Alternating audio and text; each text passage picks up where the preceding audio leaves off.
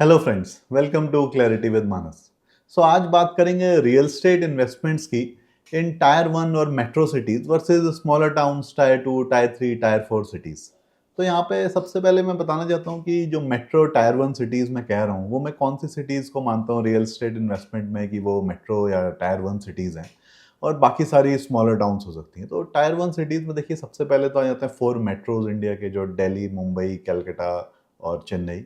और इसमें दिल्ली और मुंबई इन सब एरिया में जो इनके आसपास के एरिया हैं, जैसे दिल्ली के लिए गुड़गांव, नोएडा, और मुंबई के लिए आप आसपास नवी मुंबई तक, इन सब सिटीज़ को इंक्लूड, इन सब एरियाज़ को इंक्लूड कर सकते हैं। इसके अलावा पुणे, बेंगलोर, हैदराबाद, ये 3 और सिटीज़ हैं जहाँ पर काफ़ी ज़्यादा मेट्रोज़ का पूरा जो है कल्चर है और जो जॉब अपॉर्चुनिटीज़ हैं वो सारी इन्हीं मेट्रोज़ के इक्विवेलेंट है। तो इन 7 सिटीज़ को मैं मानता हूँ रियल एस्टेट के लिए टायर 1 मेट्रो सिटीज़। और आप देखेंगे जो भी इंडिया में रियल एस्टेट ट्रैक होता है ऑफिशियली, सेल्स का डेटा आता है, वो भी इन्हीं सारी 7 सिटीज़ का आता है।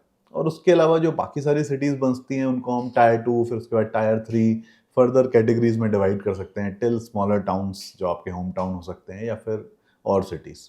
तो सबसे पहले ये जो वीडियो है, मैं ये बताना चाहता हूँ कि ये वीडियो मैं किस ऑडियंस के लिए बता रहा हूँ, क्योंकि इन्वेस्टमेंट्स जो अपॉर्चुनिटी है टायर 1 सिटीज़ में वर्सेस आपको स्मॉलर टाउन्स में जो मिलेंगी, उसका जो आप कंपैरिजन तो आप कर सकते हैं। बट जो मैं वीडियो ये बना रहा हूँ वो किस ऑडियंस के लिए बना रहा हूँ या किस पर्सपेक्टिव से बना रहा हूँ, किस ऑडियंस के पर्सपेक्टिव से, क्योंकि ये बताना बहुत ज़रूरी है। क्योंकि ये जो इन्वेस्टमेंट की अपॉर्चुनिटीज़ हैं, कोई भी बहुत अच्छी या बहुत बुरी एब्सोल्यूट सेंस में कुछ बुरा या अच्छा नहीं होता। इट डिपेंड्स ऑन आप क्या हैं और आप किस तरीके का इन्वेस्टमेंट कर सकते हैं और आपकी थिंकिंग क्या है। तो ये देखिए मेनली वीडियो है जो मेरा कोर ऑडियंस रहता है उनके लिए, जो मान लीजिए 30, 35, 40 एज के हैं और मोस्टली सैलरीड पर्सन है। इन्हीं में से किसी जो टॉप 7 मैंने सिटीज़ बताई वहाँ पर जॉब कर रहे हैं। इसके अलावा 2-4 सिटीज़ और हैं, वहाँ पर कहीं जॉब कर सकते हैं। या हो सकता है कुछ केस में गवर्नमेंट एम्प्लॉयज़ भी हों जो कोई ट्रांसफरेबल जॉब्स में हैं, जो अलग-अलग सिटीज़ में जा सकते हैं। तो मेनली मेरा वीडियो इन्हीं सैलरीड पर्सन्स के लिए जो 30 से लेके 40, 45, मैक्सिमम मे बी 50 तक की एज में है। और उनको अगर कभी इन्वेस्टमेंट अपॉर्चुनिटी मिलती है तो वो कंपेयर करते हैं इन टायर 1 मेट्रो सिटीज़ में इन्वेस्ट करना या वर्सेस स्मॉलर सिटीज़ में। तो देखिए ये जो स्मॉलर सिटीज़ में इन्वेस्ट करने का जो टॉपिक आता है या फिर जो पॉइंट आता है, वो आता कहाँ से है कि आजकल जो है टायर 1 सिटीज़ को लेके कुछ नेगेटिव पॉइंट्स लोगों के दिमाग में आते हैं। क्योंकि देखिए नॉर्मल इन्वेस्टमेंट तो हर कोई इन्हीं मेट्रो सिटीज़ में करना चाहता है। बट कुछ नेगेटिव पॉइंट्स हैं जो आजकल काफ़ी चल रहे हैं और लोगों के दिमाग में बार-बार आते हैं। और होता क्या है, जनरली जब कोई एक रियल एस्टेट का बुल साइकिल आता है, तो उसके बाद इन मेट्रो सिटीज़ के रेट काफ़ी बढ़ जाते हैं और उसके बाद लोग सोचते हैं कि यार यहाँ तो रेट बहुत बढ़ गए हैं, अब थोड़ा स्मॉलर सिटीज़ में देखा जाए, नेक्स्ट साइकिल उनकी आएगी। और जो नेगेटिव पॉइंट्स रेट बढ़ने के बाद आते हैं वो वही यूजुअल नेगेटिव पॉइंट्स होते हैं, जैसे कि ट्रैफिक बहुत ज़्यादा है, बरसात में पानी बढ़ जाता है, पॉल्यूशन का एक पॉइंट है, पॉल्यूशन भी मेट्रोज़ में बढ़ता रहा है, बहुत क्राउडेड है, और यही सारे नेगेटिव पॉइंट्स आते हैं जिसकी वजह से लोग डाइवर्ट होते हैं या फिर लोग सोचते हैं कि यार अब स्मॉलर सिटीज़ में या स्मॉलर टाउन्स में इन्वेस्ट किया जाए। तो सबसे पहले मैं नेगेटिव पॉइंट्स की देखिए बात कर लेता हूँ। जो सबसे पहला पॉइंट है ट्रैफिक और क्राउड का। तो देखिए आपको समझना होगा कि ट्रैफिक और क्राउड इन बड़ी सिटीज़ में इसीलिए है क्योंकि यहाँ पे ज़्यादा लोग रहते हैं और ज़्यादा लोग रहने की वजह से ट्रैफिक और क्राउड है। और ये ट्रैफिक होने की वजह से के बावजूद भी लोग वहाँ पर रह रहे हैं अभी भी, क्योंकि यहीं पर जॉब अपॉर्चुनिटीज़ हैं। तो देखिए रियल एस्टेट का मैं आपको एक बहुत ही सिंपल रूल बताना चाहता हूँ, जो अगर एक गोल्डन रूल है और अगर आप समझ लें तो आप इसको एक गाइडिंग प्रिंसिपल लेके चल सकते हैं हमेशा अपने किसी भी रियल एस्टेट इन्वेस्टमेंट को लेके। तो रियल एस्टेट देखिए कुछ भी नहीं है कहीं पर, it is just proportional to the economic activity happening in that area, और maybe the economic activity happening in the per square feet of maybe the per square metre, या फिर कोई भी आप यूनिट ऑफ एरिया ले लीजिए, उस unit area में जितनी इकोनॉमिक एक्टिविटी हो रही है, बस रियल एस्टेट के प्राइजेस उसी पे डिपेंडेंट है। तो ये जो मेट्रो सिटीज़ हैं यहाँ पर इतना ज़्यादा क्राउड आता है और उसकी वजह से भी रेट इतने ज़्यादा इसीलिए हैं कि वहाँ पे सबसे ज़्यादा इकोनॉमिक एक्टिविटी हो रही है, सबसे ज़्यादा सैलरी की अपॉर्चुनिटीज़ है, सबसे ज़्यादा बिजनेस करने की अपॉर्चुनिटी है और बेसिकली सबसे ज़्यादा पैसा कमाने की अपॉर्चुनिटीज़ है।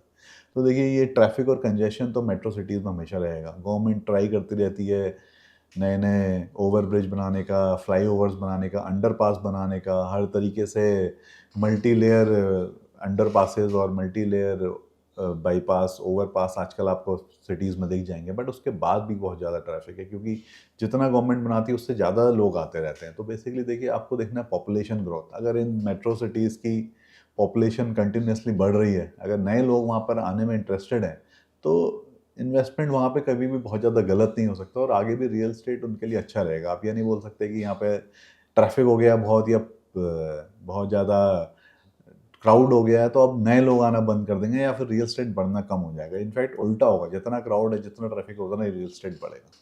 उसके बाद देखिए दूसरा पॉइंट है पोल्यूशन। अगर पोल्यूशन में आप कंपेयर करें टायर 1 सिटीज़, टायर 2 सिटीज़ को, तो देखिए जो ये पोल्यूशन यहाँ पर मेनली इंडिया में हो रहा है, ये जो एक सीज़न आता है जाड़ों में, दिवाली से लेके फरवरी तक का जो पूरा माहौल रहता है, उसकी वजह से है। और उसके कई सारे रीज़न्स हैं, वैक्यूलर पोल्यूशन से लेके, जो किसान पराली जलाते हैं उससे लेके। बट अगर आप एक्चुअली में पोल्यूशन कंपेयर करेंगे, तो ऐसा नहीं है कि सिर्फ दिल्ली में ही पोल्यूशन हो रहा है या सिर्फ गुड़गांव नोएडा में ही पोल्यूशन हो रहा है। ये पूरी नॉर्दर्न बेल्ट में पोल्यूशन बढ़ रहा है, और ये हर गाँव में, हर सिटी में, हर जगह पोल्यूशन हो रहा है। तो ये पोल्यूशन दिल्ली की वजह से हाईलाइट तो बहुत ज़्यादा हो जाता है, और हल्ला भी सबसे ज़्यादा दिल्ली का मचता है। बट एक्चुअली भी आप कंपेयर करेंगे तो इस पूरे नॉर्दर्न रीजन में, पूरी बेल्ट में, हर सिटी में, हर विलेज में, हर टाउन में ऑलमोस्ट उसी लेवल का पोल्यूशन है जिस लेवल का पोल्यूशन दिल्ली में है। और देखिए अगर इस पोल्यूशन का कोई सोल्यूशन निकला टेम्पररी, तो ये पहले मेट्रो सिटीज़ में ही निकलेगा। अभी आप देखिए रिसेंटली दिल्ली गवर्नमेंट अपनी नई पॉलिसी लेके आई है व्हीकल को लेके, ईवी पॉलिसी, जिसमें उसने हर टाइप के आइस के इंजन्स को रजिस्ट्रेशन बंद करने का प्लान किया है दिल्ली में, at least two wheeler, three wheeler और कमर्शियल व्हीकल्स का। और पैसेंजर फोर व्हीकल्स अभी भी अलाउड हैं, बट उनका भी पता नहीं कुछ सालों बाद क्या हो। बट काफ़ी इंसेंटिव दे रही है दिल्ली गवर्नमेंट भी। तो धीरे धीरे ऐसे चीज़ें हर मेट्रो में आएंगी। ऑलरेडी यूरोप में काफ़ी जगह आ चुकी हैं। तो व्हीकुलर पोल्यूशन घटेगा और अलग अलग टाइप के पोल्यूशन घटेंगे। तो इस पोल्यूशन की प्रॉब्लम को जो सोल्यूशन निकलेगा ना, वो भी पहले मेट्रो सिटीज़ में ही निकलेगा, आप ये मान के चलिए। और उसके अलावा बरसात में जो पानी भरने का प्रॉब्लम है, रोड्स का प्रॉब्लम है, और ड्रेनेज का प्रॉब्लम है, ये भी बहुत बड़ा है मेट्रो सिटीज़ में। तो देखिए ये भी इसी पोल्यूशन और उसकी वजह से ही है। और ऐसा नहीं है कि छोटे सिटीज़ में पानी नहीं भरता है या यहाँ पे फ्लडिंग नहीं होती। इट्स जस्ट दैट कि बड़े सिटीज़ के घर इतने महंगे हैं, तो लोगों को लगता है यहाँ पर नहीं आनी चाहिए प्रॉब्लम। और ये देखिए प्रॉब्लम को गवर्नमेंट सॉल्व करने की कोशिश कर रही है, बट ये कि एक प्रॉब्लम है जो रहेगी ही रहेगी। गुड़गांव में ये प्रॉब्लम ज़्यादा आती है। गुड़गांव में एक रीज़न है कि जो पास में जो छोटे से हिल्स हैं, अरावली हिल्स, उसके फुट हिल्स है, और उसके ड्रेनेज पानी, बरसात का पानी वहाँ से इधर आ जाता है। और जो मुंबई में प्रॉब्लम है, मुंबई में समुद्र पास में है, तो उसकी वजह से रेन बहुत ज़्यादा होती है, तो उसकी वजह से फ्लडिंग होती है। तो ये देखिए हर मेट्रो सिटी में कुछ ना कुछ ऐसा इशू रहता ही रहता है। अगर आप दुनिया की बड़ी बड़ी मेट्रो सिटीज़ को देखेंगे, वहाँ भी कभी ना कभी साल में एक आध बार कुछ ना कुछ इश्यूज आते ही हैं। न्यूयॉर्क में जब बर्फ़ गिरती है बहुत ज़्यादा, जो ये स्नो का स्टॉर्म आता है, तब पूरा शहर बंद हो जाता है कुछ दिन के। तो इस टाइप के इश्यूज आप देखिए हर जगह कुछ ना कुछ आते हैं। साल में 2 4 5 10 दिन सिटी में प्रॉब्लम आएगी ही आएगी, और इसके भी धीरे धीरे सोल्यूशंस निकलेंगे। और अगर सोल्यूशन निकलेंगे तो ये भी मेट्रो सिटीज़ में ही बेटर सोल्यूशन निकलेंगे। देखिए उसके बाद नेक्स्ट जो स्मॉलर सिटी में इन्वेस्टमेंट का पॉइंट आता है, वो जो लोग यहाँ पर रह रहे हैं, सैलरीड मिडिल क्लास, जो ऑडियंस की मैंने बात करी, जब वो छोटे शहर में इन्वेस्टमेंट का सोचते हैं, तो देखिए ऐसा नहीं है कि टायर 2 सिटीज़ में इन्वेस्टमेंट अपॉर्चुनिटीज़ अच्छी नहीं है या नहीं है, या फिर वहाँ किसी को भी इन्वेस्टमेंट नहीं करना चाहिए। टायर 2 सिटीज़ में भी काफ़ी इन्वेस्टमेंट की ठीक-ठाक अपॉर्चुनिटीज़ निकल सकती हैं। मेनली आपको यही देखना है कोई ऐसा सिटी जहाँ पे पॉपुलेशन की ग्रोथ हो रही है, इन्फ्लक्स आ रहा है नए लोगों का, पॉपुलेशन घट नहीं रही है, उसके अलावा थोड़ी बढ़ने की डायरेक्शन में है। क्योंकि देखिए काफ़ी सारी ऐसी सिटीज़ हैं इस वक्त, अगर आप अपने होम टाउन में जाएंगे, जहाँ पे कंटिन्यूसली पॉपुलेशन घट रही है, माइग्रेशन हो रहा है बड़े शहरों की तरफ। जो हमारी जनरेशन 30 40 45 साल के ईयर के लोग हैं, वो ऑलरेडी माइग्रेट कर चुके हैं वहाँ से छोड़ के। और आप वहाँ की अच्छी अच्छी कॉलोनीज़ में भी जाएंगे, तो वहाँ पे आपको सिर्फ एजेड पर्सन लिखेंगे, 60 70 80 ईयर्स के रिटायरमेंट लोग। और वो भी एक एज के बाद कई बार अपने बच्चों के साथ शिफ्ट होने का सोचते हैं, बड़े सिटी में शिफ्ट हो जाते हैं, और वहाँ पे इवन खाली घर पड़े हुए हैं बहुत सारे। तो आपको सबसे पहले तो ऐसे छोटी सिटीज़ में नहीं जाना है जहाँ पर पॉपुलेशन ग्रो नहीं हो रही है और पॉपुलेशन इनफैक्ट घट रही है। अब इसमें होता क्या है कि जो ऐसी टियर 2 सिटीज़ हैं जहाँ पे एक्चुअली में इन्वेस्टमेंट अपॉर्चुनिटी बन सकती है, या जहाँ पे पॉपुलेशन ग्रो हो रही है, यहाँ पे कुछ कुछ चल रहा हो, वो आपको इतनी आसानी से पता नहीं चलेगा। और लोग जनरली जब सोचते हैं छोटे सिटी में इन्वेस्ट करने का, तो वो ले दे के पहुँचते हैं अपने होम टाउन में ही, या अपने होम टाउन के आसपास जो भी एक थोड़ी बड़ी सिटी होगी उसी में इन्वेस्टमेंट का सोचते हैं। तो जब ये जो जिस ऑडियंस की मैंने बात करी, अगर ये टायर 2 सिटीज़ में या इन्वेस्टमेंट का सोचता है, तो ये बेस्ट अपॉर्चुनिटीज़ आना आसानी से कोई निकाल नहीं सकता वहाँ पे। क्योंकि ये आपको किसी के छोटे सिटी के बारे में ऐसे पता नहीं चलेगा कि कहाँ पर अच्छी अपॉर्चुनिटीज़ है। इवन जो टायर 2 सिटीज़, जो ठीक-ठाक सिटीज़ होंगी, जो स्टेट कैपिटल्स हैं, वहाँ पर मुझे लगता है अच्छी अपॉर्चुनिटीज़ फिर भी बन सकती हैं, जो अलग-अलग स्टेट्स की हैं। बट आपको नहीं पता चलेगा कि वहाँ पे कौन-सी अच्छी अपॉर्चुनिटी है। आप ले दे के पहुँचेंगे अपने होम टाउन में ही, क्योंकि वहाँ पे आपके रिलेटिव्स, आपके पेरेंट्स, आपके चाचा-ताऊ कोई वहाँ पे कुछ प्लॉट खरीद रहे होंगे, और आपको अट्रैक्ट करेंगे कि भई यहाँ पर आके तू इन्वेस्ट कर दे। तो आपको ऐसी सिटीज़ को देखना है कि अगर आपका होम टाउन ऐसा है जहाँ की जिसकी पॉपुलेशन कम हो रही है, बढ़ नहीं रही है, तो आपको खुद सोचना है कि क्या वहाँ पे इन्वेस्टमेंट सेंस बनता है, क्या आपको वहाँ पे इन्वेस्ट करना चाहिए। और दूसरा पॉइंट ये है कि होम टाउन में जो इन्वेस्टमेंट के लिए आपको जनरली बुलाते हैं, वहाँ पे लेना आपको प्लॉट ही होता है। देखिए वैसे भी स्मॉल सिटीज़ में फ्लैट्स का तो सेंस बनता नहीं है लेने का इन्वेस्टमेंट के लिए, प्लॉट ही लेना चाहिए। बट देखिए प्लॉट में जब आप इन्वेस्ट कर रहे हैं छोटी सिटी में, खासतौर पर अपने होम टाउन में आस-पास कहीं पे, जनरली ये इन्वेस्टमेंट स्पेकुलेटिव इन्वेस्टमेंट्स होती हैं। वहाँ पे कोई रेंटल्स तो उतने ज़्यादा होते नहीं है और रेट्स ठीक-ठाक बढ़ गए होते हैं वहाँ पर भी। और होता क्या है इन्वेस्टमेंट के लिए कि अगर आप अपने होम टाउन या ऐसी सिटी में भी इन्वेस्ट करने जाएँगे, तो वहाँ पर भी आपको ये जो सबसे अच्छा एरिया या पॉश एरिया, वहाँ पर तो इन्वेस्टमेंट कर नहीं पाएँगे। और क्योंकि रेट्स प्लॉट्स के ठीक-ठाक वहाँ पे ही बढ़ गए हैं और प्लॉट्स लेने के लिए ठीक-ठाक कैश कंपोनेंट चाहिए और सैलरीड एम्प्लॉइज़ के पास कैश कंपोनेंट होता नहीं है। तो ये मैं अपने प्रैक्टिकल एग्ज़ाम्पल से बता रहा हूँ, जो मैंने लोगों को देखा है अपने आस-पास, और जो लोग मेरे पास आते हैं कभी कुछ एडवाइस के लिए, उनको भी मैंने देखा है। जनरली वो अपने होम टाउन में जाते हैं और इन्वेस्टमेंट करते हैं किसी प्लॉट में, और वो भी प्लॉट की ऐसी अपॉर्च्युनिटी होगी जो आउटस्कर्ट्स ऑफ द सिटी में होगी, उनके होम टाउन में भी। क्योंकि उनको इन्वेस्ट करने के लिए 20, 30, 40 लाख ही रुपए होते हैं। जब उनको पूरा कैश में देना है तो वो 30-40 लाख रुपए तक ही दे पाते हैं, उससे ज़्यादा दे नहीं पाते। अब उसमें क्या है, उसमें भी सिटी में अच्छी जगह पर प्लॉट मिलता नहीं है, जनरली आउटस्कर्ट्स में कहीं पर कोई प्लॉट मिलता है। और आप मानिए ये जो थिंकिंग थी ना, आज से 20, 30, 40 साल पहले तो ठीक थी कि आपने सिटी के बाहर एक प्लॉट ले लिया और 20-25 साल में वो कुछ ना कुछ तो बढ़ ही जाएगा। बट आज के टाइम पे क्या हो गया है कि क्या उस सिटी की पॉपुलेशन बढ़ रही है कि नहीं बढ़ रही है, वो आपको देखना है। वो आउटस्कर्ट्स तक सिटी कभी पहुंच भी पाएगी 20 साल में कि नहीं। और दूसरा पॉइंट ये भी है कि आजकल हॉरिजॉन्टल ग्रोथ ही सारी नहीं रहेगी, वर्टिकल ग्रोथ भी आ गई है। लोग एक फ्लोर के ऊपर दूसरा फ्लोर, तीसरा फ्लोर, भले ही बहुत बड़े हाई राइजेस स्मॉल सिटीज़ में ना हो, बट थर्ड फोर्थ फ्लोर तक तो लोग स्मॉल सिटीज़ में भी घर बना रहे हैं। तो क्या सही में लोग वहाँ से छोड़ के उस आउटस्कर्ट्स में जाएंगे? और 20 साल बाद क्या उस प्लॉट की वैल्यू होगी, इसको आज जज कर पाना बहुत मुश्किल है। क्योंकि देखिए आप कोई इन्वेस्टमेंट करते हैं, अगर उसका 2, 4, 5 साल तक का होराइज़न है, कुछ आप एस्टिमेट तो कर सकते हैं। बट अगर 20 साल बाद का आपको एस्टिमेट करना है कि यार एक बहुत आउटस्कर्ट्स में 20 लाख रुपए का प्लॉट लेके डाल दिया, होपफुली कभी ना कभी तो बढ़ जाएगा। इस टाइप के इन्वेस्टमेंट्स आज से 20, 25, 30 साल पहले तक तो ठीक थे, जब आपको पता था कि कुछ ना कुछ ग्रोथ हो रही है और लोग उस सिटी में आते रहेंगे। बट आज के टाइम पे एक ऐसी सिटी में ऐसी स्पेकुलेटिव इन्वेस्टमेंट में इन्वेस्ट करना जो कि सिटी से आउटस्कर्ट्स है, और आपको कैश कंपोनेंट उसमें जा रहा है, और 20-30 साल बाद क्या होगा कुछ कह नहीं सकते। तो जनरली लोग ऐसे ही इन्वेस्टमेंट जाके करते हैं अपने होम टाउन में, और उसमें अट्रैक्ट भी इसी वजह से होते हैं कि उनका पेरेंट उनको कुछ कह रहे होते हैं, या उनके रिलेटिव ने वहाँ पे ले लिया होता है, आपके कोई फूफा जी, बुआ जी, ताऊ जी, चाचा जी ने इन्वेस्टमेंट किया होता है, और वो आपको भी अट्रैक्ट करते हैं कि यार आप क्या लेगा वहाँ पर, फ्लैट लेके क्या करेगा बड़े शहर में, यहाँ पर प्लॉट ले ले, प्लॉट तो हमेशा ही बढ़ता है। बट यकीन मानिए प्लॉट हमेशा नहीं बढ़ता है। अगर इकोनॉमिक एक्टिविटी बढ़ेगी, पॉपुलेशन बढ़ेगी वहाँ पे, तभी वहाँ पे प्लॉट बढ़ेगा।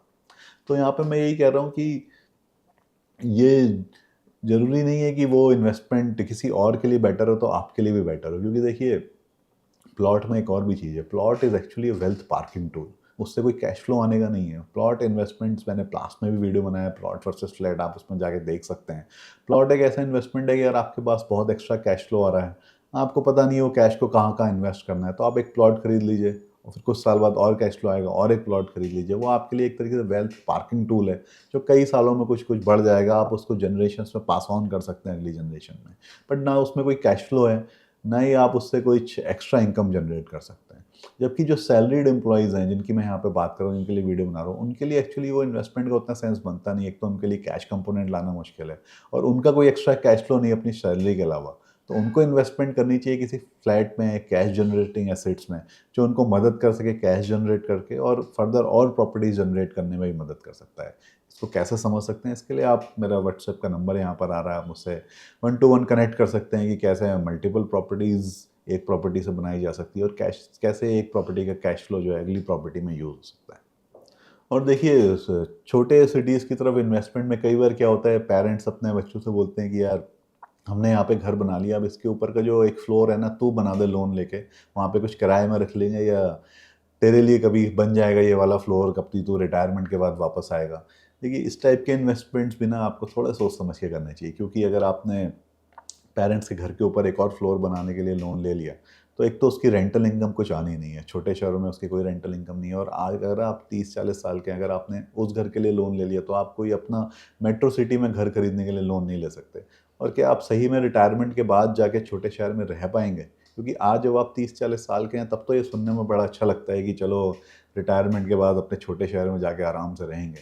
बट इतने साल यहाँ पर रहने के बाद जब आपके बच्चे बड़े हो जाएंगे, और वो बच्चे भी हो सकता है मेट्रो में कोई जॉब कर रहे हैं, कुछ बिजनेस कर रहे हो, क्या आप जाके उस छोटे शहर में रहना चाहेंगे जहाँ पर हो सकता है कि आपके बच्चे आसानी से मिलने भी ना सकें, और वही प्रॉब्लम हो सके जो आपके पेरेंट्स के साथ हो रही है? तो आपकी एक जनरेशन बड़ी मुश्किल से एक छोटे शहर से निकल के एक बड़े शहर में आई है, क्या आप विद इन नेक्स्ट जनरेशन ही वापस छोटे शहर में सही में जाना चाहेंगे? आज 30-40 साल में जब आप मेहनत कर रहे हैं, आपको इतनी ये जो ट्रैफिक लग रहा है, इतनी भसड़ लग रही है बड़े शहरों में, तो आपको लगता है कि यार ये जॉब से छुटकारा मिलेगा तो मैं छोटे शहर में जाके आराम से रहूँगा। बट एक्चुअली में अगर आप खाली जाके रहेंगे उस छोटे शहर में, तो आप एक्चुअली में बोर हो जाएँगे, क्योंकि आप वहाँ पे देखेंगे लाइफ़ इतनी स्लो है उस छोटे शहर में। जब आपके पास करने के लिए भी कुछ नहीं होगा, तो अब आपको रियलाइज़ होगा कि यार मैं आके करूँ क्या यहाँ पे? क्योंकि अगर आप कुछ रिटायरमेंट के बाद कुछ करना चाहेंगे, अपना कोई छोटा बिज़नेस करना चाहेंगे, या कुछ अपना रूटीन बनाना चाहेंगे, कुछ लोगों से मिलना चाहेंगे, या आप चाहेंगे कि उसके बाद भी आप कुछ अर्निंग रखें अपनी, कुछ इनकम जनरेट कर पाएँ, कुछ काम कर सकें, कुछ कंसल्टेंसी दे सकें, जो आपके इतने साल का एक्सपीरियंस उस पे यूज़ कर सकें, तो वो सारे काम भी आप देखिए बड़े शहर में ही कर पाएँगे। छोटे शहर में ये सारे काम इतनी आसानी से होंगे नहीं। तो आज 30, 35, 40 साल की एज में हो सकता है आप रोज़ सुबह जाते हैं ऑफ़िस, वापस आते हैं, ट्रैफ़िक में अटक रहे हैं। तो आपको सोच के ऐसा लग रहा हो कि यार रिटायरमेंट के बाद छोटे शहर में चले जाएँगे, चलो वहाँ पे इन्वेस्ट करके एक फ्लोर और बना देते हैं। बट प्रैक्टिकली ऐसा होने वाला है नहीं। अगर आप एक बार रिटायरमेंट की एज के आस-पास आ जाएँगे, आपके बच्चे बड़े हो जाएँगे, और वो बच्चे भी बड़े शहरों में ही रहने में इंटरेस्टेड होंगे और रहना चाहेंगे, तब आप रियलाइज़ करेंगे कि शायद आपका भी मन ना करे वहाँ जाने का। तो इस टाइप के इन्वेस्टमेंट्स करने से पहले भी थोड़ा सोच समझ के करिए। अब देखिए, इसका मतलब ये नहीं है कि छोटे शहरों में इन्वेस्टमेंट का सेंस नहीं बनता। जो लोग वहीं पर रह रहे हैं, वहीं पे बिज़नेस कर सकते हैं, हो सकता है उनका कोई बिज़नेस चल रहा हो वहीं पर, वो वहाँ पर और लैंड खरीद सकते हैं, अच्छी जगह लैंड खरीद सकते हैं। छोटे शहरों में भी ऐसा माइग्रेशन होता है कि लोग थोड़े आउटस्कर्ट्स से एक पॉश एरिया के अंदर आते हैं, जो इनका बिज़नेस अच्छा करता है, जो लाइफ़ में आगे बढ़ते हैं, वो हो सकता है कि एक आउटस्कर्ट्स वाले एरिया से पॉश वाले एरिया में आए और लाइफ़ को अपग्रेड करें। तो वो पॉश वाले एरिया में, बेटर एरिया में इन्वेस्टमेंट करने का सेंस बनता है, और उन लोगों का इन्वेस्टमेंट का सेंस काफ़ी ज़्यादा बनता है जो वहीं पर रह रहे हैं, वहीं पे बिज़नेस कर रहे हैं, और वो जो है एक और बेटर एरिया में प्लॉट खरीदे, तो उन लोगों का तो इन्वेस्टमेंट का सेंस बनता है। बट जो लोग बाहर मूव आउट हो चुके हैं, एक जॉब कर रहे हैं, जिनके लिए कैश कंपोनेंट लाना आसान नहीं है, उनको मुझे लगता है कि थोड़ा इन्वेस्टमेंट से पहले सोचना चाहिए, और ऐसी जगह फँसने से पहले ढंग से सोच समझ के ये डिसीज़न लेना चाहिए। क्योंकि जनरली लोग जो है ऐसे डिसीज़न ले लेते हैं कई बार, उनके पैसे वहाँ पर फिर फँस भी जाते हैं, उसके बाद वो कुछ और फर्दर इन्वेस्टमेंट बड़े शहर में नहीं कर पाते हैं। और जो मैंने एक मेन पॉइंट बताया था कि जो आपको ध्यान रखना है वो ये है कि क्या उस जगह की पॉपुलेशन बढ़ रही है कि नहीं बढ़ रही है। अभी देखिए काफ़ी साल से इंडिया में सेंसस भी नहीं हुआ है, तो एक्चुअल पॉपुलेशन पता लगाना उतना आसान नहीं है, बट आजकल सेंसस चल रहा है, और रिसेंटली होपफुली अगले 1 साल में सेंसस के रिजल्ट्स आ जाएँगे। तो आपको और आइडिया लग जाएगी कि कहाँ पे पॉपुलेशन बढ़ी है पिछले सेंसस से, कहाँ पे घटी है, और कौन-सी पॉपुलेशन किस डायरेक्शन में जा रही है। तो यही है आज का वीडियो, तो आपको समझाने के लिए। अगर आपको वीडियो पसंद आए तो प्लीज़ लाइक करिए, कमेंट करिए। अगर आपकी कुछ क्वेरीज़ हैं, कुछ फर्दर क्वेश्चंस हैं इसके ऊपर, कोई स्पेसिफिक अपॉर्चुनिटी आप डिस्कस करना चाहते हैं, तो मेरा नंबर व्हाट्सएप का डिस्प्ले हो रहा है स्क्रीन पे, आप मुझे मैसेज कर सकते हैं। इस चैनल पे जाके आप प्लेलिस्ट पे चेक कर सकते हैं। बहुत सारे इस टाइप के वीडियोज़ आपको मिल जाएँगे रियल एस्टेट के ऊपर, और इक्विटी मार्केट के ऊपर, इन्वेस्टमेंट्स के ऊपर, पर्सनल फाइनेंस के ऊपर, हर तरह के टॉपिक के ऊपर आपको वीडियोज़ मिल जाएँगे। प्लीज़ कमेंट करिए, लाइक करिए, फॉलो करिए। Thank you very much. That's all for today.